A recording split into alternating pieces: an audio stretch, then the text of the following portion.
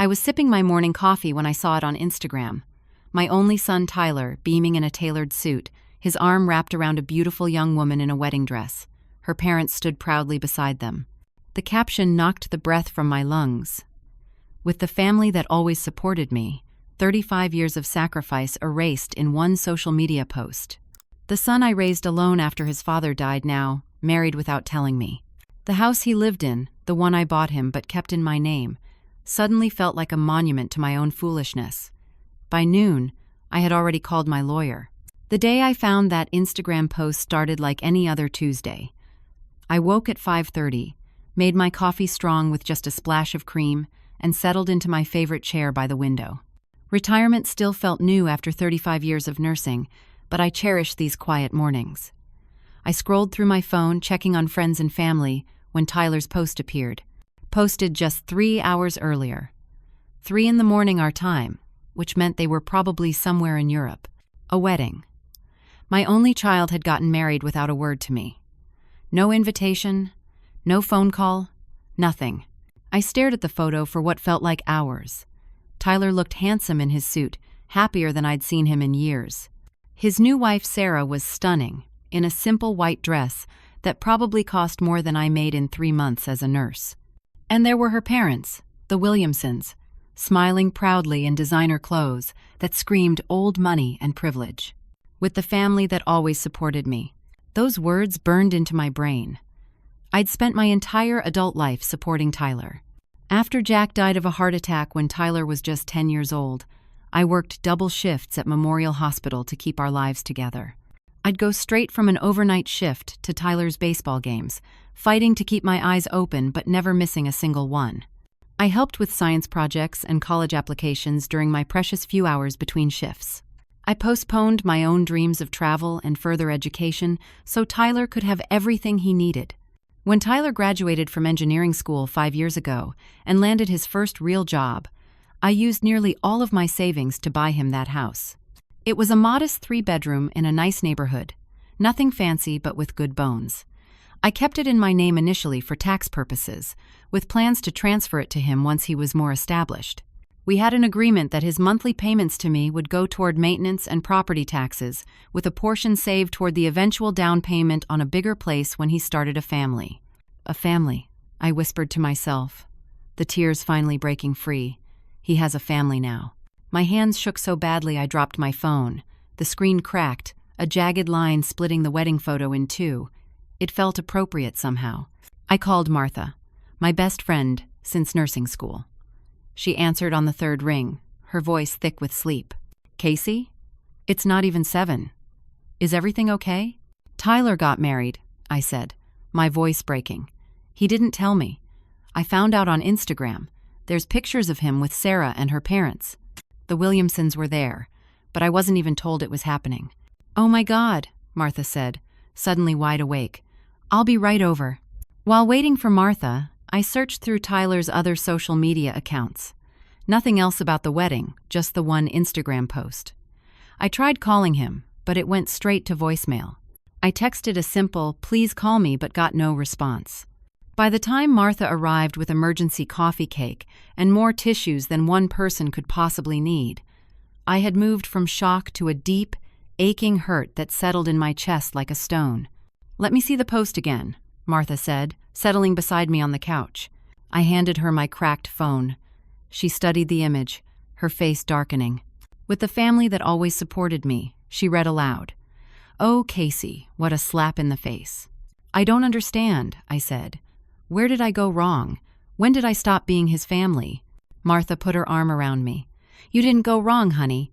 You were an amazing mother. You still are. Then why wasn't I there? Why didn't he want me at his wedding?" Martha had no answer for that. We sat in silence, the weight of Tyler's betrayal hanging heavy in the air between us. "I bought him that house," I finally said. "Emptied my savings account to give him a good start. And now he's started a life without me." Martha's eyes narrowed. "That house is still in your name, isn't it?" I nodded slowly. "Yes. We always talked about transferring it to him eventually, but with property taxes being what they are, it made more sense to keep it in my name for now." A new feeling began to bubble up inside me, cutting through the hurt. something that felt like righteous anger mixed with a strange sense of power. "You know," Martha said carefully, "that neighborhood has become very desirable in the last couple years. That house is probably worth a lot more than you paid for it."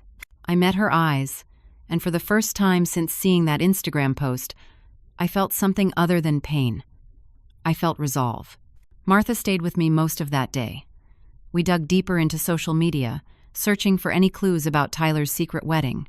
On Sarah's cousin's Facebook page, we found more photos, dated 3 weeks earlier. 3 weeks, I whispered. They've been married for 3 weeks and he never said a word. The wedding had taken place at the Williamsons' lake house, a sprawling property I'd heard about but never seen. In every photo, Tyler was surrounded by Sarah's large extended family. Not one person from his side was present, not his Aunt Judy, my sister who had helped raise him, not any of his cousins or childhood friends. "He told me he was at a conference in Denver that weekend," I said, the betrayal cutting deeper. "He called me from there. At least, he said it was from there." Martha squeezed my hand. "Let's call Drew. Maybe he knows something." Drew had been Tyler's best friend since 3rd grade. They'd drifted apart somewhat after college, but still kept in touch. I found his number and dialed with shaking fingers. "Hello?" Drew's voice was wary, as if he'd been expecting my call. "Drew, it's Casey, Tyler's mom." A pause. "Hi, Casey. How are you doing?" "Not great," I answered honestly. "I just found out my son got married without telling me. I thought maybe you could help me understand why." Another long pause. "I'm really sorry, Casey. I wanted to tell you, but Tyler made me promise not to say anything." My heart sank. "So you were there?" "Yes," Drew admitted quietly. "I was his best man." The room seemed to tilt sideways. Drew, who I'd bandaged up after bike accidents and fed countless dinners, had participated in this deception. "Why, Drew? Why would he cut me out like this?" Drew sighed heavily. "It's complicated. Sarah's parents are very controlling. They've been grooming Tyler to join their business. They made it seem like a small, intimate ceremony was the sophisticated way to do things." Small? There were at least 50 people in those photos. All Sarah's family and their business connections, Drew explained. "Listen, Casey, the Williamsons have been working on Tyler for months. They've got this whole plan for him to join their real estate development company. Mr. Williamson talks about Tyler like he's the son he never had." The words stung, but they also ignited a spark of understanding. "Real estate development," I repeated. "What exactly do the Williamsons develop?" "They buy up properties in up-and-coming neighborhoods, renovate them, and flip them for profit. Sometimes they combine lots for larger projects. They're working on something big in Tyler's neighborhood right now." After I hung up with Drew, I remembered an envelope from my attorney that had arrived last week. I'd set it aside, planning to deal with it later. I found it under a stack of magazines and tore it open. Inside was information about property taxes on Tyler's house. The assessment had nearly doubled since last year due to a zoning change in the neighborhood. Commercial development was now permitted, driving property values through the roof. A quick online search confirmed what I was beginning to suspect. The house I'd purchased for $280,000 5 years ago was now worth close to $800,000. The entire neighborhood was being transformed, with older homes being replaced by luxury condos and boutique businesses. I called my attorney Frank, who'd handled my husband's estate and had been managing my legal affairs for decades. "Frank, it's Casey Williams. I need to know something about Tyler's house." "Hello, Casey. What can I help you with?" "The house is still solely in my name, correct?" "Yes, that's right." "So legally, I could sell it if I wanted to?" There was a slight pause. "Yes, you could. It's your property. But I thought the plan was to transfer it to Tyler eventually." "Plans change," I said, surprised at the steadiness in my voice. Before Frank could respond, my cell phone buzzed with an incoming call. Tyler's name flashed on the screen. "I need to go," I told Frank quickly. "I'll call you back." I answered Tyler's call with a racing heart. "Tyler? Where are you? Are you okay?" "Hey, Mom," he said casually, as if nothing was wrong. "Sorry I missed your text. We're in Greece. The reception isn't great." "Greece?" I repeated. "On your honeymoon?" A pause. "So you saw Instagram." "Surprise. I was going to tell you when we got back." Tell me? Tyler, you got married, without me there. Without even telling me it was happening. Mom, it was really last minute. Sarah's parents arranged everything. It was easier this way. Easier for whom? I asked, my voice breaking. Look, I don't want to argue on my honeymoon. I actually called because I need a favor. Can you sign some paperwork to transfer the house into my name? Sarah and I want to do some renovations when we get back, and the bank needs it in my name for the home equity loan. I nearly dropped the phone. No apology, no acknowledgement of how much he'd hurt me. Just a request to sign over a property worth nearly $800,000. I'll have to think about that, I said carefully. What's there to think about? We always said the house would be mine eventually. Yes, eventually, when you were ready. Tyler's voice took on an edge I rarely heard. I'm married now, Mom. I think that qualifies as ready. We'll talk when you get back, I said. Enjoy Greece. I hung up before he could respond, my mind racing. In that moment, something fundamental shifted inside me. The hurt was still there, but now it was matched by clarity and determination. I called Frank back immediately. Frank arrived at my house the following morning with a folder of documents and a concerned expression. Casey, I've pulled all the information on the property, he said, settling at my kitchen table. Before we go any further, I want to make sure you've thought this through. I've thought about little else, I assured him. He nodded solemnly. The property is indeed solely in your name. Tyler has no legal claim to it, despite any verbal agreements you may have had. What about the payments he's been making to me? Without a formal contract stating those were mortgage payments toward ownership, they're legally considered rent. I processed this information slowly, so I could sell it. Yes, Frank confirmed. You could, and you'd be looking at a substantial profit given the current market and zoning changes. He hesitated. But Casey, this would almost certainly damage your relationship with Tyler permanently. Frank, let me ask you something. In 35 years of knowing me, have you ever known me to be vindictive or petty? He shook his head. Never. You're one of the most generous people I know. Then trust that I'm not doing this out of simple revenge. There's more happening here than you know. I showed him the wedding photos and explained everything Drew had told me about the Williamsons' influence over Tyler. Something doesn't add up, I said. Why would Tyler suddenly need the house in his name now, after 5 years? And why are the Williamsons so interested in him joining their business? Frank frowned. The timing with their development project in that neighborhood is certainly suspicious. After Frank left with instructions to look into the Williamsons' recent property acquisitions, I called Martha's daughter, Amber, who worked as a real estate agent. Aunt Casey, Mom told me what happened. I'm so sorry. Thanks, sweetheart. I have a question about Tyler's neighborhood.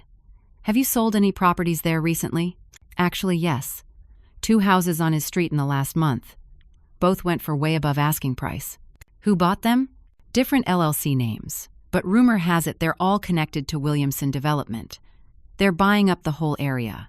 My suspicions deepened. I thanked Amber and spent the afternoon going through old photo albums, journals, and financial records. I found tax returns showing how I'd claimed only the minimum expenses during Tyler's childhood so I could save for his college fund.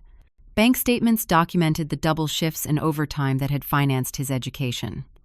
A journal entry from the night before his first day of college read, "Dropped Tyler at his dorm today." My heart is breaking and bursting with pride at the same time. All the sacrifices were worth it to see him starting this new chapter. I was in the grocery store later that day, mindlessly adding items to my cart, when I heard a familiar voice. Well, if it isn't Nurse Williams. I turned to find Patricia Peterson, a longtime friend of Mrs. Williamson, smiling tightly at me. Hello, Patricia. And it's retired Nurse Williams now. Of course, she said with a dismissive wave. Congratulations on your retirement. It must be nice to have all that free time after just working a job all these years. Something in her tone made me bristle. Just a job? Well, you know what I mean. Not like the Williamsons' business empire. Barbara was just telling me how they're grooming Tyler to take over a division. Such an opportunity for a young man from such a modest background. I forced a smile. Tyler worked very hard for his engineering degree. His background may be modest, but his education and work ethic are exceptional. Patricia patted my arm condescendingly. Of course, dear. We all do what we can. Speaking of which, Barbara mentioned you were too busy to help with the wedding planning. Such a shame to miss your only son's special day. I stared at her in disbelief. Too busy? Is that what they're saying? Oh dear, have I stepped in it? Patricia's concern was transparently false. Well, these things happen. Modern children do things their own way. At least you'll have grandchildren to look forward to. She wheeled her cart away before I could respond, leaving me standing frozen in the cereal aisle. Too busy? Tyler had told them I was too busy to be involved in the wedding? The same Tyler who knew I'd rearranged countless nursing shifts to never miss a single important moment in his life? When I got home, I went straight to my desk and pulled out my most recent bank statements. What I found confirmed my worst suspicions. The monthly payments Tyler had been making weren't going into the special account I'd set up for his future down payment as we'd agreed. Instead, for the past 6 months, he'd been making payments to W Properties LLC, an amount nearly double what he paid me.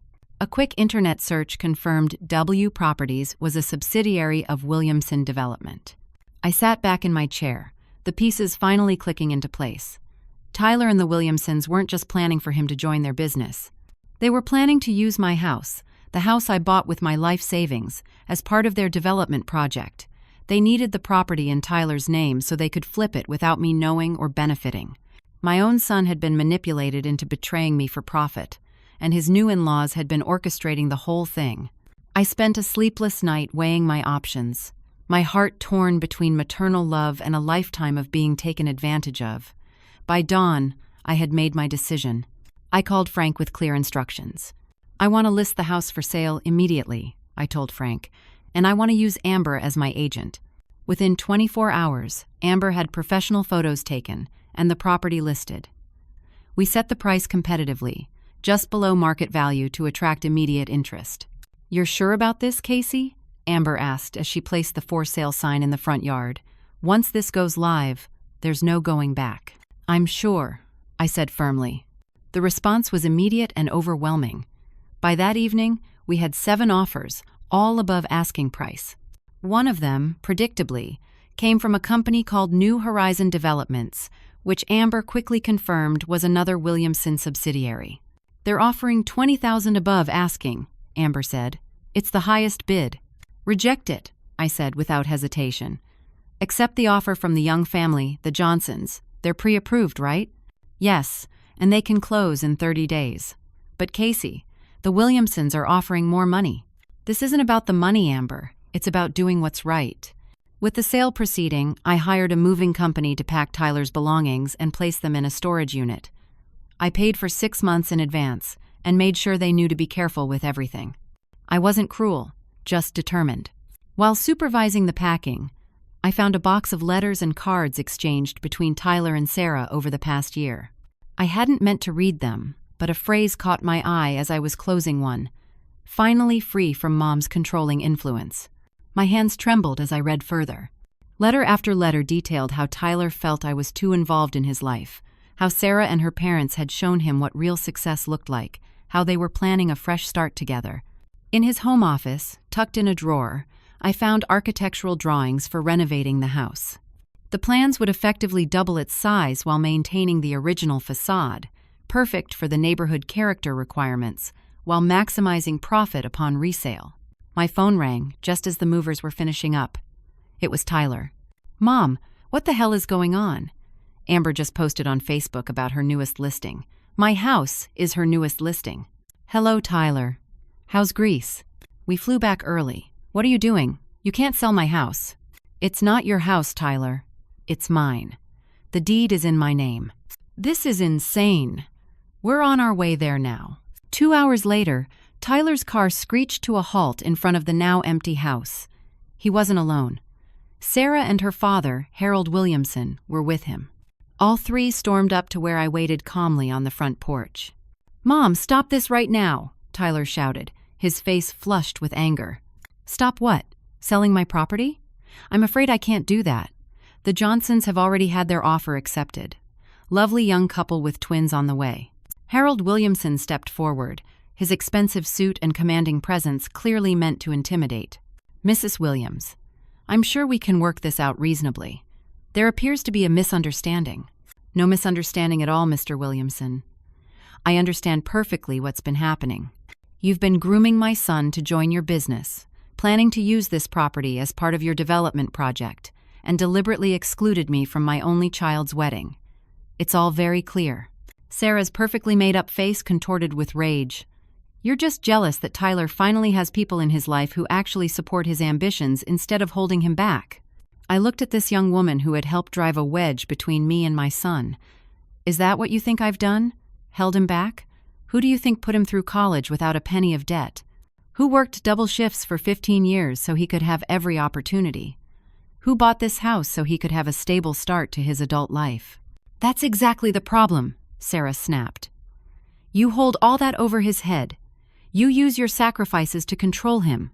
Tyler stepped between us. "Mom, you need to stop the sale. This is my home." I looked my son directly in the eyes. "Tyler, I have spent my entire adult life putting your needs first. I have supported every dream, celebrated every success, and loved you unconditionally. If you think I'm controlling for expecting basic respect in return, then perhaps I failed as a mother after all." Harold cleared his throat. "Mrs. Williams, I'm an attorney. I should warn you that we can and will pursue legal action if you proceed with this sale." I smiled tightly. "By all means, Mr. Williamson. Frank has all the documentation showing this property is legally mine. He also has copies of the development plans your company filed for this neighborhood, and evidence of the payments Tyler has been making to your company rather than to me as agreed. I wonder how the zoning board would feel about the methods you've used to acquire properties." Harold's face paled slightly. Tyler looked between us, confusion evident. "What payments? What is she talking about, Harold?" A tense silence fell. Harold straightened his tie. "Perhaps we should continue this discussion elsewhere." "There's nothing more to discuss," I said firmly. "The house is sold. Tyler's belongings have been moved to a storage unit at Safekeep on Main Street. I've paid for 6 months, and the key is with Frank." Tyler stared at me in disbelief. "So that's it? You're choosing money over me?" The question hit me like a physical blow. "No, Tyler. You already made your choice. You chose your new family over me. You made that very clear with your Instagram post." Tyler's face hardened. "Well, now you have a choice, Mom. This house or me in your life. You can't have both." I felt my heart breaking all over again, but I kept my voice steady. "I'm sorry you feel that way. I hope someday you'll understand." As they drove away, Tyler's ultimatum rang in my ears. The house or my son. But deep down, I knew this wasn't really about the house at all. This was about respect, truth, and the painful process of learning that sometimes love means setting boundaries, even with those we love most. The following week was one of the most difficult of my life. Tyler's ultimatum hung over me like a dark cloud, but I refused to back down from the house sale. I knew in my heart I was doing the right thing, even as doubt crept in during the lonely nights. I called my sister Judy in Arizona, finally breaking down completely as I told her everything that had happened.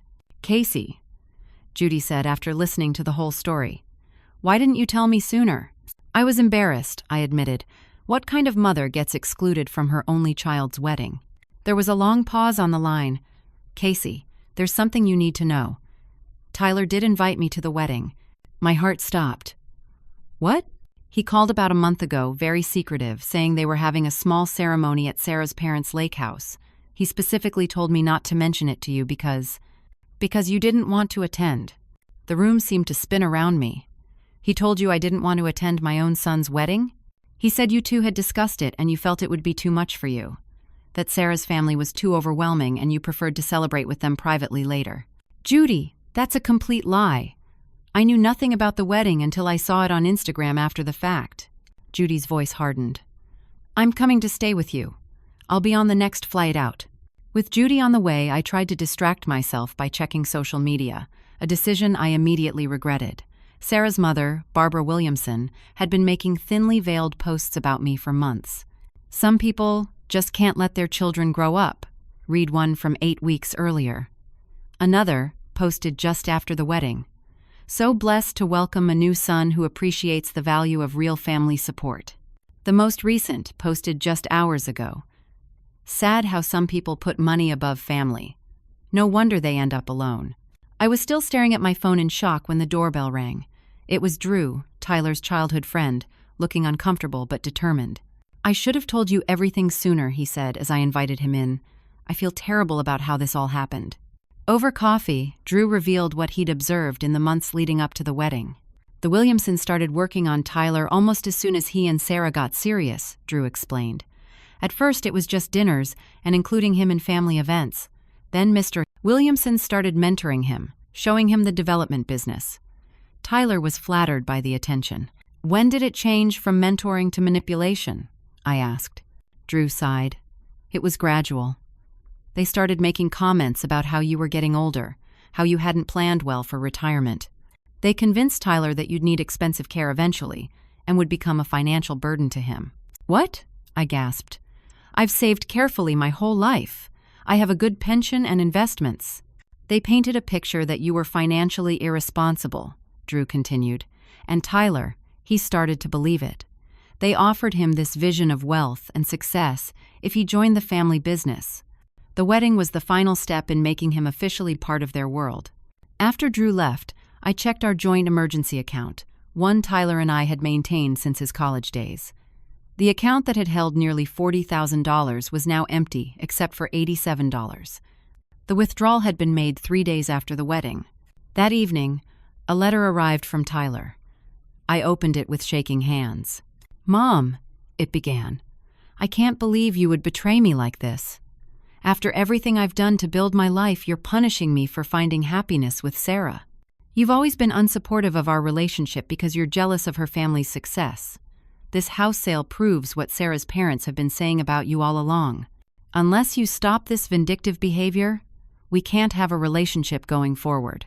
The letter continued with accusations that rewrote our entire history together, painting me as controlling and manipulative rather than loving and supportive. The stress of it all finally caught up with me. The next morning, Judy found me struggling to breathe, my blood pressure dangerously high. She rushed me to Memorial Hospital, where I'd worked for 3 decades before retiring. Dr. Reynolds, my former colleague, admitted me immediately. "Casey, your blood pressure is through the roof. Have you been taking your medication?" "I think I forgot a few days," I admitted. "Well, we're going to keep you here tonight for observation," he said firmly. From my hospital bed, I received a text from Martha. "Casey, you need to see this." She attached a link to a local community Facebook page where rumors were circulating about my mental stability. According to the posts, I was an elderly woman having a breakdown, vindictively selling property out from under my son. The source wasn't named, but it wasn't hard to guess. That evening, as I was trying to rest, Nurse Jenkins came in with a tablet. "Someone sent this for you to see. Said it was important." On the screen was a video from Tyler and Sarah's wedding. Someone had recorded the speeches. There was Tyler, champagne glass in hand, clearly a few drinks in. "I want to thank everyone for being here today," he said, his words slightly slurred, "especially my new family, the Williamsons. You guys have shown me what real support looks like." The crowd chuckled appreciatively. "And honestly," Tyler continued with a conspiratorial grin, "it's kind of a relief not having to worry about my overbearing mother trying to run the whole show, right?" The knife twisted deeper in my heart as the crowd laughed. My own son, mocking me at his wedding, to people who didn't even know me. Nurse Jenkins patted my hand as she took the tablet back. "For what it's worth, we all know what kind of person you are, Casey. 35 years of putting patients first tells the real story." As I lay in that hospital bed, tears streaming down my face, I realized the depth of the Williamsons' influence over Tyler. This wasn't just about a house or a development project anymore. They had systematically turned my son against me, rewriting our history to serve their purposes. For the first time, I wondered if Tyler and I could ever find our way back to each other. News travels fast in a hospital, especially when it involves one of their own. By morning, the nursing staff was buzzing with indignation on my behalf. Many of them had watched Tyler grow up through stories and photos over the years. "We're not letting them get away with this," declared Gloria, the head nurse who had trained me decades ago. Now in her 70s and still fierce as ever, she had already mobilized a response team. Over the next few days, as my blood pressure stabilized and I returned home, A remarkable thing happened. The community I had served for decades rallied around me. Martha organized what she jokingly called the Wronged Mothers Support Group, women who shared similar experiences with children's-in-laws. They brought food, offered shoulders to cry on, and shared wisdom from their own journeys through family conflict. Then the story took an unexpected turn. Amber had mentioned the situation to a friend who worked at the local newspaper, the Valley Times. The reporter became interested not in the personal drama, but in the Williamsons' aggressive property acquisition tactics. "We've had several homeowners contact us about feeling pressured to sell," explained Tina Roberts, the journalist who came to interview me. "Your situation adds an interesting dimension to the story." I was careful not to vilify Tyler, emphasizing instead the pattern of behavior from Williamson development. "My concern is for other families who might be manipulated or pressured," I told her. The article ran with the headline, "Development Firms' Tactics Raise Eyebrows. Properties Acquired Through Family Connections." The weekend after the article was published, I received an unexpected visitor. Rachel Johnson, half of the young couple buying Tyler's house, stood on my doorstep with a bouquet of flowers. "Mrs. Williams, I hope I'm not intruding," she said. "We just wanted you to know that we've heard some of what's happening, and we're so sorry you're going through this difficult time." I invited her in for tea, touched by the gesture. "My husband and I are expecting twins," she explained, her hand resting on her prominent baby bump. "This house is perfect for our growing family. We want you to know we'll take good care of it." "That means a lot to me," I said sincerely. "That house was meant to be a home, not just an investment property." Rachel hesitated. "There's something else you should know. Someone tried to interfere with our home inspection." "What do you mean?" "The inspector found evidence that someone had attempted to conceal water damage in the basement and some electrical issues. He said it looked very recent." My heart sank, knowing exactly who would have done this. "I'm so sorry. I'll make sure those issues are properly addressed before closing." As the closing date approached, the Williamsons' legal threats intensified. Frank received multiple aggressive letters, but he remained unfazed. "They have no legal ground to stand on, Casey," he assured me. "The property is yours to sell." Through my nursing connections, I was able to secure additional legal help. Patricia Mendez, a former patient whose mother I had cared for during her final days, was now a successful attorney specializing in elder rights. "Consider this pro bono work my way of thanking you," Patricia said when I tried to discuss payment. "My mother always said you were an angel during her cancer treatment." Meanwhile, Tyler and Sarah had begun what could only be described as a social media campaign against me. Without naming me directly, their posts referred to toxic family members and money-hungry relatives who try to control adult children through financial manipulation. The irony was painful. Everything they accused me of was exactly what the Williamsons had done to Tyler. My former colleagues countered with their own social media support, sharing stories of my decades of compassionate service. Dr. Teen. Reynolds wrote a particularly moving post about how I had stayed 16 hours past my shift during a major traffic accident, holding the hand of a dying teenager because his parents couldn't arrive in time. "This is the real Casey Williams," he wrote, "a woman who has spent her life putting others first." Despite the Williamsons' best efforts to delay or derail the process, the house closing proceeded on schedule. 30 days after listing, ownership officially transferred to the Johnson family. That evening, I sat with Judy, Martha, and Frank in my living room, sharing a bottle of wine in what felt like both a victory celebration and a wake. "What are you going to do with the proceeds?" Frank asked gently. I had given this considerable thought. "I'm donating 20% to establish a scholarship fund for nursing students who are single parents," I explained. "I'm naming it after Jack. The rest I'm investing for the future." "The future?" Judy asked. I nodded. "Tyler's future, and any grandchildren that might come along someday. I'm establishing a trust.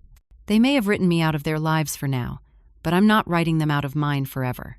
As my friends raised their glasses in support, I felt a complicated mix of sadness and peace. I had done the right thing, even though it had cost me dearly. And for the first time since seeing that Instagram post, I dared to hope that someday Tyler might understand. 6 months passed. The leaves changed, fell, and gave way to a blanket of snow before the first crocuses of spring began to emerge. My life settled into a new rhythm, different but not entirely unhappy. I had used some of the house proceeds to finally renovate my own home, creating the light-filled kitchen I'd always wanted and converting the spare bedroom into a proper home office. The nursing scholarship fund in Jack's name had its first 2 recipients, both single mothers working toward their degrees while raising children. But the most meaningful project was the small foundation I'd established, Second Chance Housing, which helped single parents with the down payments on their first homes. It wasn't a large operation, just me and a part-time assistant working with local banks and real estate agents, but it gave me purpose.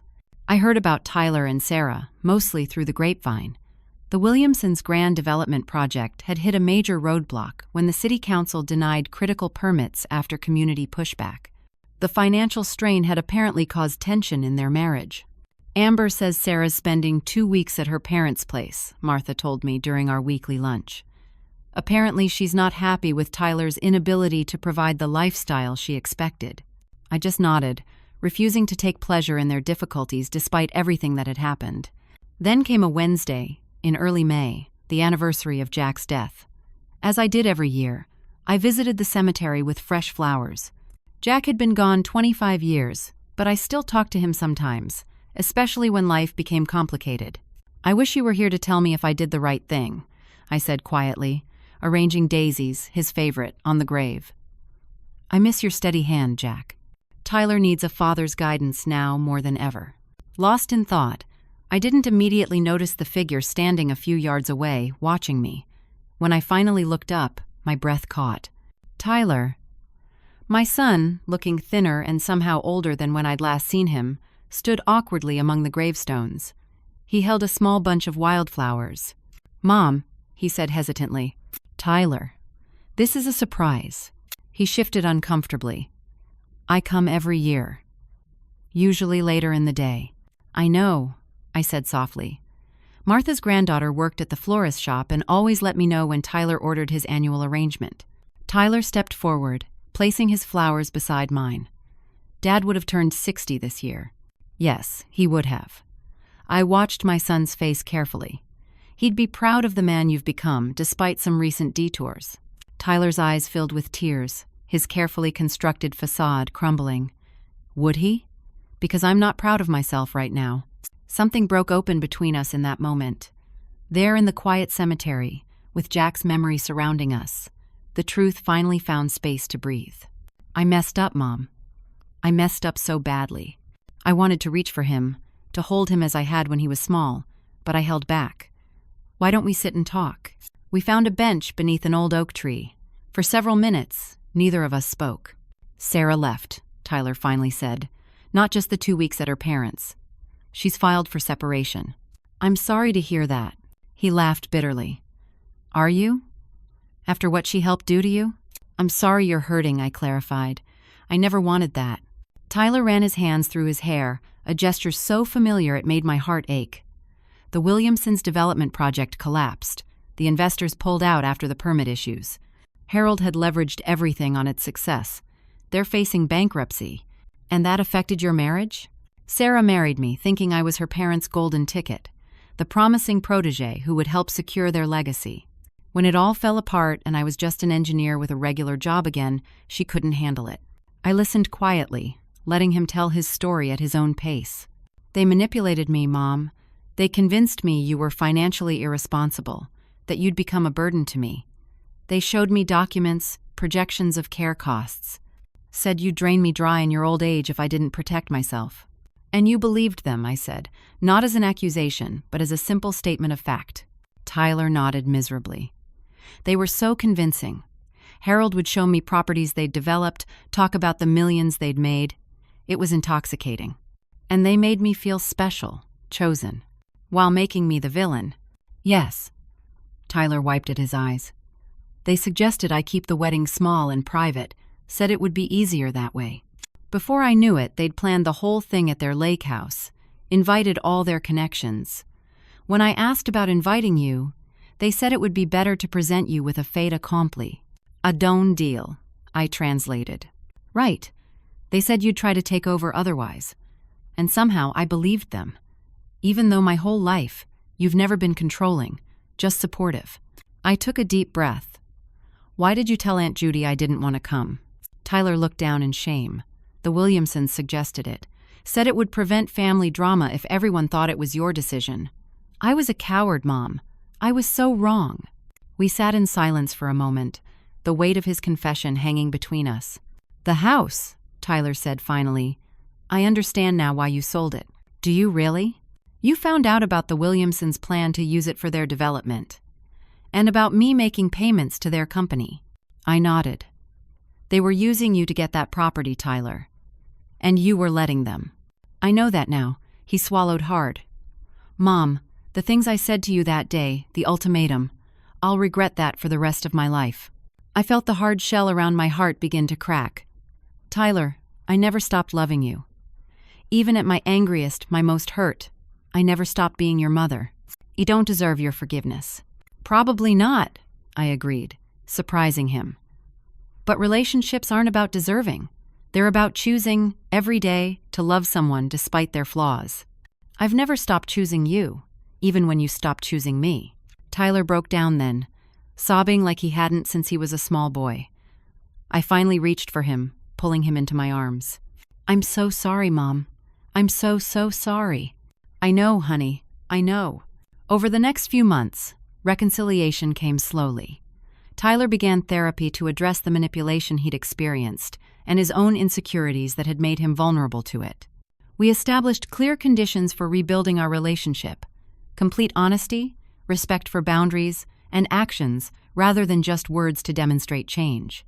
Our first Sunday dinner together felt awkward but healing. Tyler brought dessert, a homemade apple pie that was terrible but made with obvious effort and love. The trust I'd established with most of the house proceeds remained intact, a safety net for future generations of our family. Tyler was humbled when I explained my plans for the money. You were thinking of my future even when I was treating you terribly, he said in amazement. That's what mothers do, I told him simply.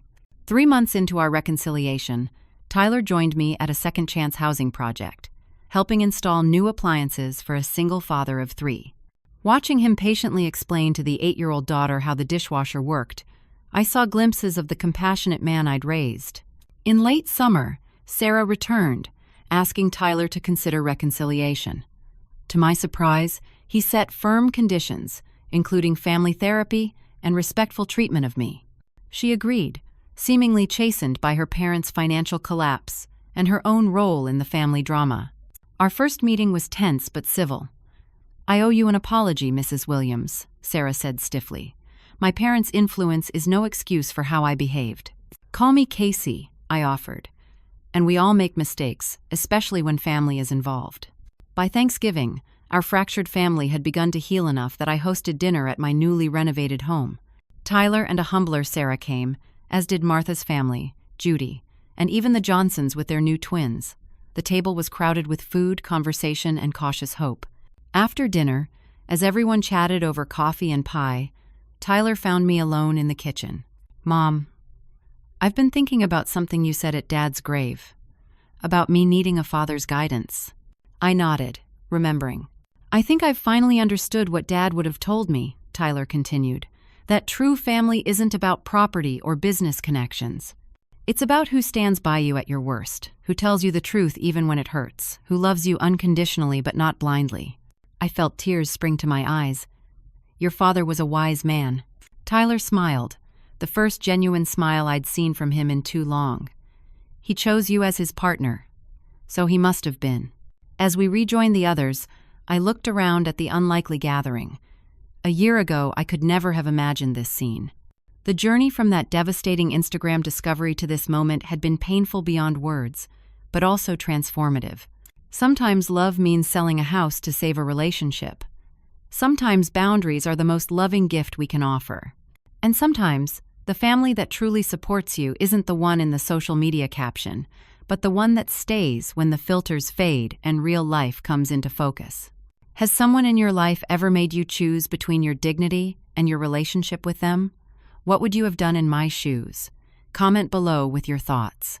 If this story touched your heart, please like and subscribe for more real-life lessons, and share with someone who might need to hear that standing up for yourself isn't selfish, it's necessary. Thank you for listening to my story, and remember, true family supports you even when it's difficult, not just when it's convenient.